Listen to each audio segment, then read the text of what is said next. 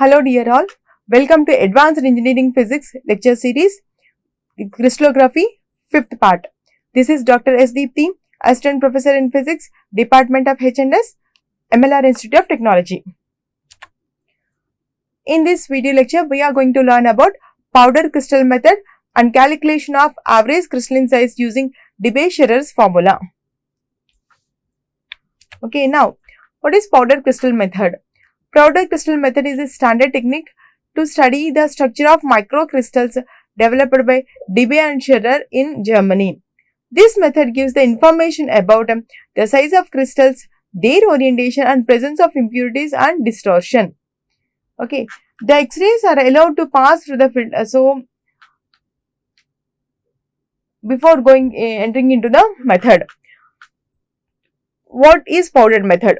Powdered means the material that is powdered, and to know about the material, we want to keep that material in a particular vial or anything, and we want to send the X-rays onto the material and get the photographic films. This is the brief explanation of this method. So, now the X-rays are allowed to pass through the filter. This is the filter. X-rays are allowed to pass through the filter to become monochromatic beam. The fine and sharp beam of X-rays enter the camera and made to fall on the crystal powder filled in the capillary tube. So, the crystal powder filled in a capillary tube.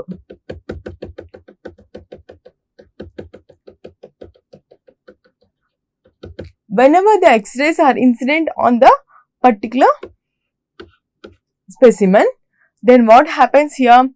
Then the camera is going to take the photographs of the particular specimen. So, the X-rays are going to scatter in different directions throughout the circular photographic frame. Here there is a circular photographic frame, and this S is the known as arc length.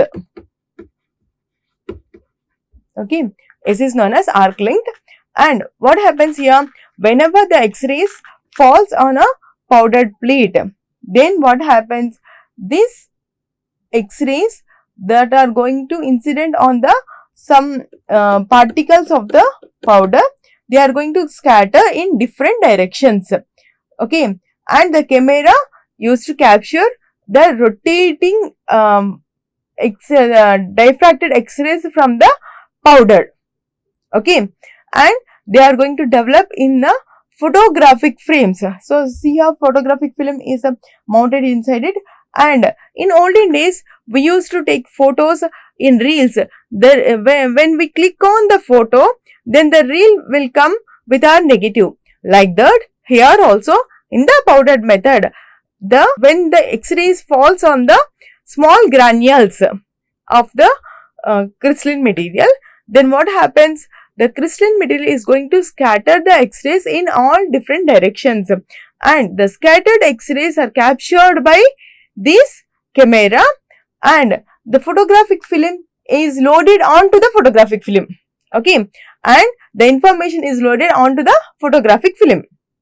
And this is simply that is what happens in a powder crystal method. Okay. What happens here? The principle of this method is millions of microcrystals have all possible random orientation among the large number of crystals that satisfy Bragg's relation. Here Bragg's relation is also very important. Okay, for a particular value of angle of incidence theta, numerous rotations of particular set of particles are possible. Okay, so here what happens?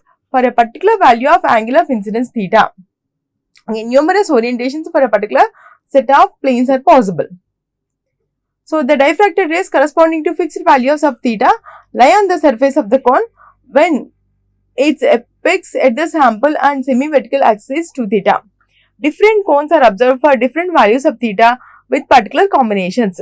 Each cone of reflected beam levels two impressions on the photographic film that are from the axis of the either side of the entrance and exit hole. So, see here what happens. The photographic film is going to take the negatives or photographs of the so-called X-rays that are deviated from the small sizes of the crystals.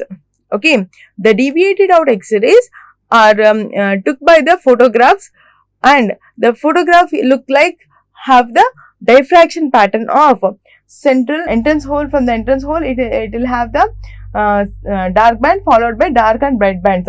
Similarly, at the exit hole also we have the cone shaped films are formed due to the diffraction pattern. Okay, so this cone shaped film will be coming from one entrance and will be going to another entrance. Okay, this film is exposed for a few hours in order to obtain arcs of sufficient high intensity.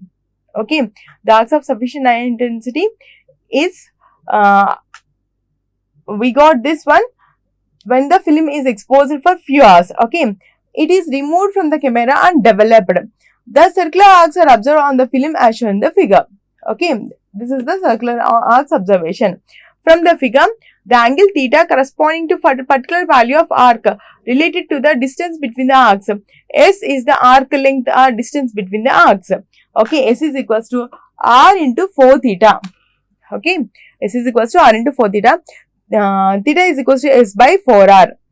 So, 4 theta is equals to S by R into 180 by pi.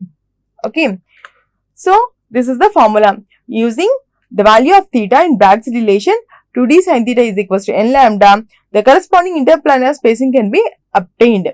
Okay, this method has been employed to know the size of the unit cell, type of the lattice. Okay, type of the lattice. Next, XRD used powder method determines the crystal structure. It can also determine the crystal structure. It distinguishes amorphous materials from the crystal materials. This is one of the important thing that we can see about the separation of the both of the materials by applying XRD on the materials. Now, Debye-Scherer's formula. So, what is Debye-Scherer's formula? XRD is used to estimate the crystalline size in nanomaterials. Peak broadening in diffraction patterns arises due to the small crystalline size and lattice strain. Okay, so here Debye-Scherer's formula gives the graphical representation. We are also going to calculate the particular mathematical equation by using Bragg's law and also by using the obtained patterns in the XRD. Okay, so an XRD experiment involves in shooting of X-rays into crystalline solids, then diffracting the X-rays according to Bragg's law. Okay, so X-ray beam diffracted by detector moving at a constant angular velocity. Okay, so what happens here? An X-ray beam diffracted by the detector moving at a constant angular frequency. Okay, so the diffracted beam is detected by detector and this will be formulated by using the formula D is equals to K lambda by beta cos theta. D is average crystalline size. The average crystalline size can be calculated by seeing the graphical representation. K is the shape vector which is 0.9 and lambda is X-ray wavelength. This is taken as 1.5406 angstroms. Next, beta is FWHM in radians. FWHM means full width at half maximum. Full width half maximum. Okay, and this is theta is Bragg's angle. Now, this is the analysis part. Yes, in the previous lecture, in the previous slide, what we have seen about as the peak changes, we can estimate that from the peak values, we can estimate that whether the material can be amorphous material or crystalline material. Okay, so the diffractogram pattern is a mass containing X-rays, x-axis and y-axis. So, diffractogram is the one which is used to represent the properties of materials through X-ray diffraction studies.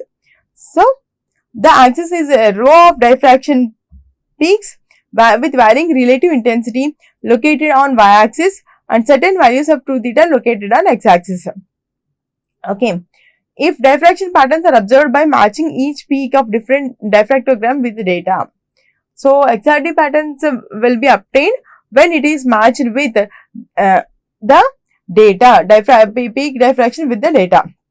If the peak is sharp, the material has a crystal structure. If the peak is broad, the material has an amorphous structure. When you observe the diagram, intensity versus angle theta, then here a broad peak is obtained, and here what is FWHM? Full width half maximum. So the full width is I maximum, full width half maximum is I maximum by 2. Okay, this is the how we can calculate the FWHM, and also this is Debye-Scherer's formula. D is equals to K lambda by beta cos theta. This is Debye-Scherer's formula. In conclusion to this lecture, you have learnt about powder crystal method and calculation of average crystal size and Debye-Scherer's formula. In the next video lecture, you can learn about SEM, that is scanning electron microscope, its working principle, and also different components involved in the scanning electron microscope. Thank you.